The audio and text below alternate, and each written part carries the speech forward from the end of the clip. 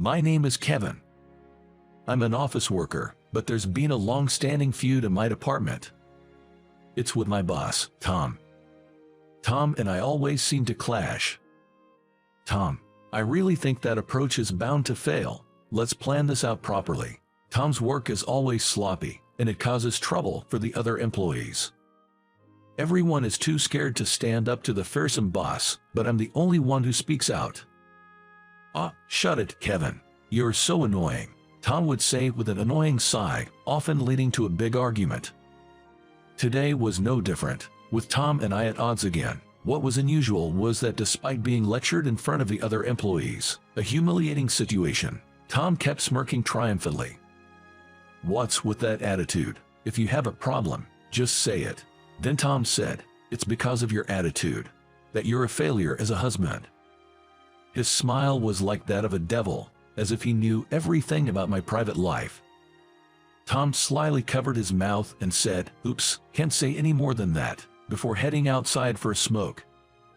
I couldn't stop thinking about what he said and immediately followed him. I have a wife named Emily, 2 years my junior, but our relationship hasn't been great lately. I called out to Tom, who was about to light a cigarette, and asked him what he meant by his words. Tom smirked, lit his cigarette, and after blowing out a cloud of smoke, he dropped a bombshell. Emily is going to remarry me. What? My hand trembled slightly. Tom said mockingly, it doesn't matter to you anyway, right? You are planning to divorce her soon anyway, right? It's true that things between Emily and me had been deteriorating. But I loved her. I had no intention of divorcing her. I wanted to work on mending our relationship. However, as if to dismiss my hopes, Tom said, you're too full of yourself. That's why she's leaving you. Do you know what Emily says about you? After tossing his cigarette butt into the ashtray, Tom whispered in my ear. He's all talk, that's what she said. He then burst into laughter and said, your wife's the best, before heading back to the department. I was speechless and couldn't move for a while. I'm just a regular office worker, working for an ordinary company in New York, and my romance with Emily started at work. We were in the same group during our new employee training, which led us to get along and eventually start dating. We smoothly progressed to marriage. Emily was very responsible. She even took the lead in our training group, and I admired her work attitude. When we married, Emily wanted to keep working, but I wanted her to stay home and take care of the family. So I told her, I'll be the breadwinner, promising to provide for us. Then she said, if we have children, I want to fulfill my role as a mother, so I'm thinking of quitting my job.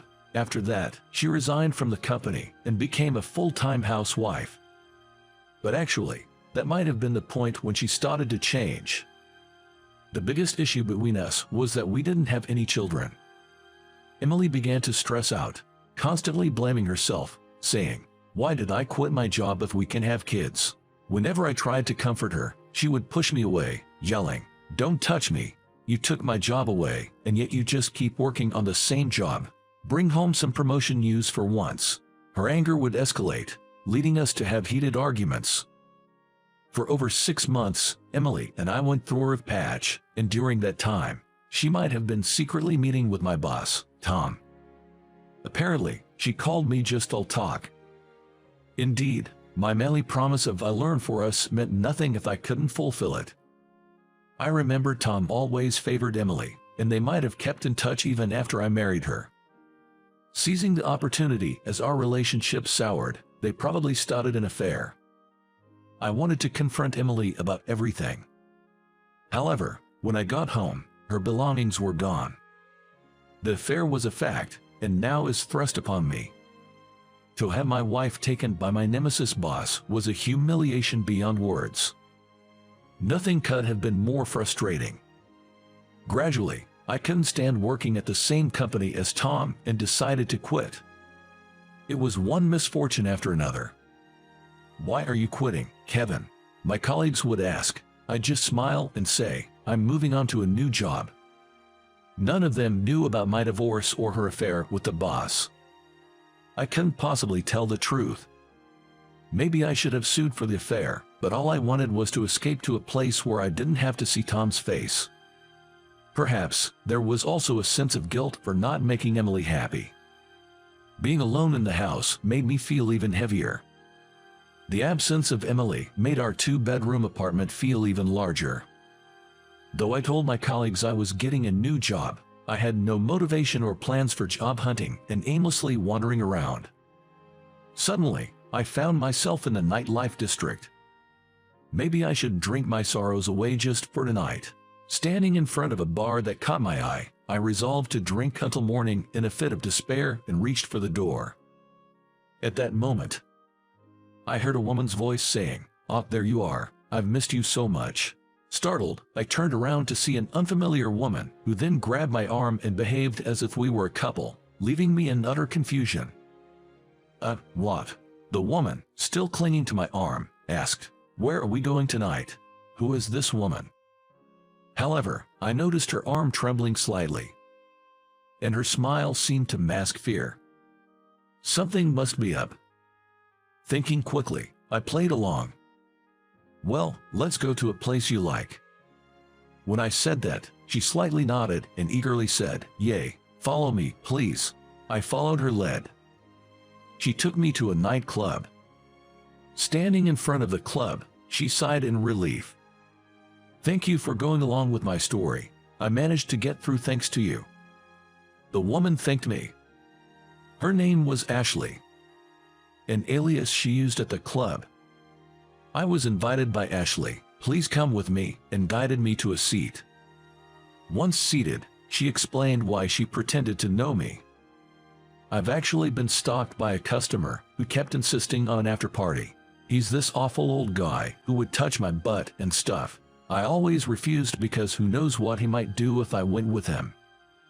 "I see. So you clung to me, a random guy nearby, because you felt in danger." "That's right. It was just awful, but I was saved because you were there. I really like dependable men." Saying this, Ashley placed her hand on my thigh. Ashley was a very beautiful woman, and just that was enough to make my heart race. Having been called unreliable by Emily and essentially discarded, her words had rebuilt my shattered male pride. "Let's enjoy tonight," she said seductively with captivating eyes. Just then, a waiter came over and said, "Feel free to have a drink," offering us a menu. "Then I'll take you up on that offer." As I was about to take the menu, an unexpected situation unfolded. "Excuse me." A woman suddenly intervened. "Hey, what's up, Sarah? I don't need help." "Ashley, please stop doing this." The woman Ashley called Sarah glared at her intensely. Then, Ashley's demeanor changed abruptly. "What? Come with me." Sarah grabbed my arm and pulled me out of the club. As I was being dragged along, I couldn't help but think about how many times I was going to be grabbed by a woman today. "Should be safe here. Sorry, Kevin." No, it's okay. I'm used to being dragged around." "Wait, how do you know my name? Don't you recognize me?" she asked, turning to face me. "Wait, I've seen her somewhere before." After staring at her for a while, I suddenly exclaimed, Lily, is that you, Lily?" Lily was a junior from the company I had recently left. My impression of her was a very serious and quiet woman who barely wore makeup. But now, what about her? Her mascara was dramatically curled, and with bold cheek and lip makeup, she had completely transformed into a woman of the night. "You work here?" I asked, and Lily nodded. Sarah was her alias in the club. I knew the company allowed side jobs, but I never imagined she had this other side. "When I saw you come to the club, I was surprised, but since you left the company recently, I thought it wouldn't be a problem to talk to you. I didn't want to see a former senior getting tricked." "What do you mean?" "That Ashley. She's been using some pretty nasty tactics to lure customers lately. Did she grab your arm and say I missed you, making up a story about being stalked by another customer?" Realizing she was right, I let out an involuntary yaw. Lily sighed as if troubled. Just as I thought. It seemed I had almost fallen for a kind of theatrical scam. What a spectacle. In front of a junior, no less. I'm so embarrassed. Thanks for the help, Lily. It's nothing really. The club had its eye on Ashley's behavior anyway. I'll report your case to the manager. That's a relief. Can I ask you something? What is it? Just curious, but why are you working at a place like this? I was surprised. But you don't have to answer it if you don't want to. I just wanted to drink until I pass out today. I feel lonely and wanted to hear someone's story. Feeling a bit pathetic for leaning on a junior, I braced myself and asked her. Lily seemed to ponder for a moment, then whispered, "It's Kevin, so I guess it would be fine." And then she said, "Okay, I understand," and began her story. "Actually, I'm being forced to work at that club, almost like it's against my will." What?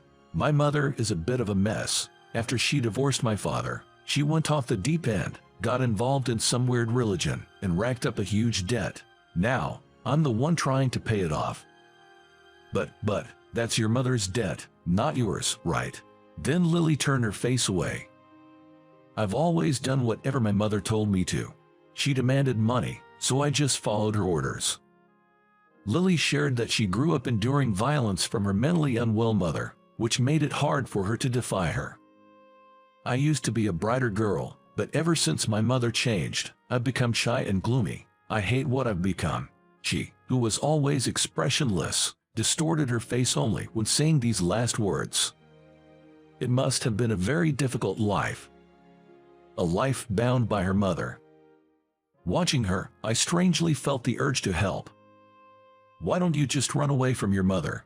Lily looked at me with surprise in her eyes. But, I've tried to run away so many times, but I'm scared. Her presence is just. Her shoulders were trembling slightly. She might have been reliving unpleasant memories. I gently placed my hand on her shoulder. Then let me help you talk to your mother. Why would you go that far for me, Kevin? I shrugged and gave her a smile. I had divorced. You know about Emily, right? She was having an affair with Tom. A divorce, really? I said yes and tried to smile. But inside, I felt like crying. I ran away from that job. I had to escape. It's embarrassing and pathetic, but I ran and ran. I repeated the word ran and then said, I'm trying to grab onto the next happiness. I surprised myself. Just moments ago, I was in the depths of despair, but now I could say something so positive. It's okay to run from the past now. Next time, you just need to find happiness in the future. It felt like I was telling myself more than Lily. Right, I should also look forward. The reason I wanted to help Lily was that I saw her in the same brink of despair as I was. When I looked up, our eyes met. Lily, with a slightly apologetic expression, asked, "Will you really help me?" "I definitely will," I replied, and later arranged to meet with her mother. A few days later, I went to Lily's family home and met her mother. "Could you please let your daughter go? Let her be free." But her mother yelled, "Don't stick your nose into other people's family matters. Your daughter is an excellent worker, but if she keeps juggling a day job and a night job, she'll break down eventually. Are you okay with that?" I found myself shouting. Still, her mother refused to listen and threatened, "If you say another word, I'll call the police." But then, Lily, with tears welling up in her eyes, said, "Mom, please stop. I'm going to leave you, Mom." It seemed my words had given Lily the courage she needed. Despite her long-standing fear of her domineering mother, she now confronted her with all the frustration she had been holding back. It was an ordeal so terrible that I wondered if it was even appropriate for me, an outsider, to hear. The realization that her daughter was truly leaving must have struck her mother, who then pleaded, "Please, don't abandon me." But Lily's resolve didn't waver, and finally, she said goodbye, pulling my arm as we left the house. On the way home, Lily asked me, was this the right thing to do? It was good. Take some time away from her. You can meet her again later. For now, just take care of yourself. As I said this, Lily seemed to find some resolution and showed me a smile for the first time, saying, "You're right. Let me treat you to something as a thank you next time." Her smile seemed to soothe my troubled heart. I never knew Lily's smile could be so lovely. I found myself gazing at her for a long while. From that day on, our relationship changed from former colleagues to companions who had shared tough experiences. Later, Lily and I started dating. She became brighter and more beautiful, always sharing smiles with me. Then one day, I ran into the most unexpected persons. It was my ex-wife Emily and my former boss Tom. "Wow, what's this? Are you two together now? That's quite a surprise." Tom looked astonished, switching his gaze between me and Lily. Emily, on the other hand, awkwardly averted her eyes from me. My heart almost stopped upon encountering these two, the very source of my trauma. I braced myself for what they might say. But surprisingly, it was Lily who started talking. "Tom, have you found a new job yet?" It was too late by the time Tom responded. "Hey, wait." Emily turned to him, demanding, "What do you mean new job? That guy caused some problems at the workplace, so he's resigning at the end of this month as part of taking responsibility. So, good luck, Tom." Lily said this and then pulled my arm, saying let's go, as we walked past them. I could hear Emily and Tom's loud argument from far away, feeling a bit relieved. Lily grinned. That was a little payback for the two who hurt you. Her dependable smile made me smile too. With Lily, I felt I could find happiness again.